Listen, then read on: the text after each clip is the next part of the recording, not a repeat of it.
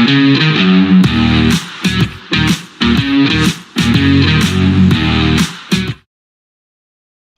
welcome back to the Supercoach Nuff channel. In this video we're going to review round 15 of the 2025 NRL Fantasy season. So pretty good week this week. We scored a 753, which did see us drop in the ranks, but it was only about 60 spots. Unfortunately that's put us back outside the top 5k, but it's not the end of the world. It's 5k is still a pretty good result. And particularly, I guess, given the team we had, we didn't exactly have 13 keepers this week, but the boys did a good job. So, having a look, Jazz Tavanga, 31, went down with the HIA. Didn't see the game, but that obviously didn't help his scoring. On the bye this week anyway, so shouldn't impact, his use in our team. Pasifiki Tonga with a 13. So initially I thought I stuffed this up. I had him in the team, and in the round preview I did a trade where I basically brought Duncan in for King Togia. And in the end, King Togia actually went pretty well, scored a try. I didn't actually look at his scoring, if I'm being completely honest. I might have a quick look now. 46, so that would have been handy. Bit of cash gen to have in the side, 18k. Probably reset his break even a little bit. But that's this week's team. Go back to last week. So I thought, oh no, I've stuffed up. I can't get Duncan's score in.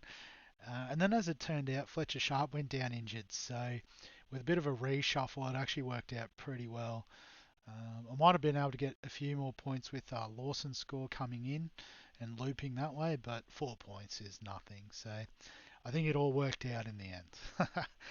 Josh Curran with a 42. You know, it's fine. Probably was expecting a little bit more, but take what you can get. Couchman with a 47. Solid. Not quite the same as when he was playing 80 minutes in the middle, playing out on that edge a bit more. But he's good enough for now. Duncan, as we said, we end up getting him in the team, and that was a great trade in. 72 points, his tries, line breaks, I think even some try assisting. Had a bit of everything, and made some good cash, and nice break even. Covers us for the next big buy round, I guess, and then round 19 we can flip him to whoever, which should be good.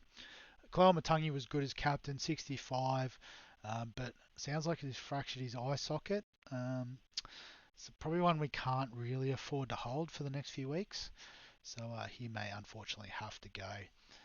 Savala with 63 was good with the late news that Sam Walker's return was delayed by a few weeks, so he's probably bought himself a bit of an extended run in the team. Kurt Donahue, we bought in as a bit of a pod, and he didn't disappoint with 59, getting a try, big hits, just working in the middle, which is why we targeted him. Dylan Lucas with 67 was really good. Jacob Kiraz with 53 was great. Probably slowed down a bit after his little neck injury scare, but did enough in the first half to have the points on the board. Jaden Campbell was massive with the 75, bouncing back from last week. Teddy with the 53, solid as ever. And Nwangani Tuase doing his thing with a 48-point return. So in terms of the leagues this week, I know the first league didn't have a game. But I got the win over Too Easy with the 735. So Matt's team. So just having a look through, fairly similar. Had Kolomatangi as captain. Had Siwa Wong with the 76, which was, matching Tallis Duncan. And Nafahu White definitely outpointed Pasifiki Tonga. Fletcher Sharp in the halves, so copped King Togi's 46, so that's, not the worst shout there either. I guess having to play Lawson with the 17, compare that to, I had Lucas's. So I think it's like Curran's 42 matches up once you do all the dual positions. And Purdue with the 32. And then Tommy Turbo and Nwangani Tuase were fairly closely matched.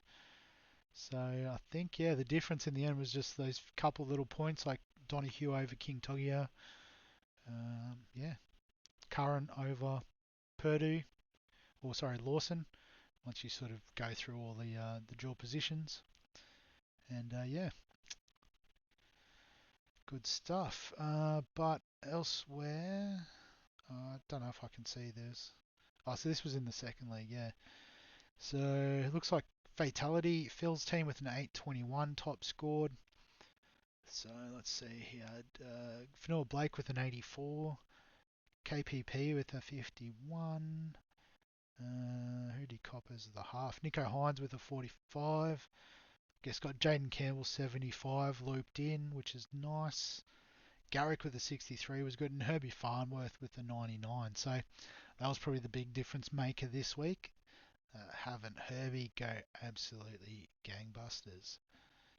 But I'll see if I can access anyone's score. Doesn't look like it. Can I get it through the ladder? Potentially. Doesn't look like it. Oh, if I go... No. I don't know. Maybe give us a shout out if you did good in round 15. We'll talk about it on Thursday. And the overall league, let's have a bit of a look. So it looks like Liam. Oh yeah, Liam's just changed the team name. I was a bit confused. But 754, so fairly sort of similar. Maybe slipped a little bit in rank with Radley, unfortunately HIA, but had Herbie and Farmworth and Ruben Garrick, which is a win. Gutho and Drinky probably not going as great as you'd like. But yeah, Fatality's up there, second overall as well. I just noticed, so that's helpful. So 520 overall, great job, Phil. Schmick Richards up around there too, 584 overall. 833 this week, so well done, Brendan. So Captain Climatungi, yep. Farmworth was the key, I think, to a big score this week. So well done. So yeah, so in terms of this week, so done a bit of a shuffle already. So assuming Isaiah Yeo, Nathan Cleary aren't playing, um, we did have 13. We are assuming Fletcher Sharp will be back, but sounds like Koloamatangi is out. So he is going to be traded this week. And I think the obvious trade in, given that Melbourne are done with their buys, is Eli Katoa. So we'll bring him in. So we've got 13 for this week. It is another best 13 week because of the 3 teams on bye. So, you know, we've got enough coverage here. Maybe if Fletcher Sharp misses again this week, we will trade Sharp. And I guess the obvious choice is going to be Pappy at 641. So targeting these Melbourne players with, you know, they're done with their 3 buys. So they should, in theory, play every week through the rest of the season. And particularly these guys that weren't playing Origin, you know, probably don't need a rest so much. So, yeah, so that's the backup move if we need it.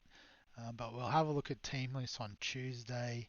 Obviously, late mail as well. When do the Knights play?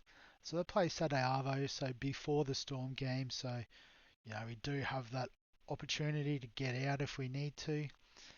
Um, yeah, obviously, if Yo and Cleary are playing, we might have to finesse the team structure a little bit. Um, you know, decide who sits out. But like I said, I'm pretty sure they're locked in as not being taken over to New Zealand, given the short turnaround and the length of the trip from Perth to Auckland, essentially. Yeah, so that'll be the team, I think. Obviously, we'll update on Thursday, but Terrell May as captain, I think is pretty obvious. Payne Haas, if he plays, is a decent enough VC this week. So yeah, that's the team. Initial thoughts. Um, so yeah, if you got any questions, comments, thoughts, feel free to add them below this video. Give us a like if you enjoy the fantasy content. Subscribe for all the fantasy sports content on the channel. And other than that, we'll catch you in the next one.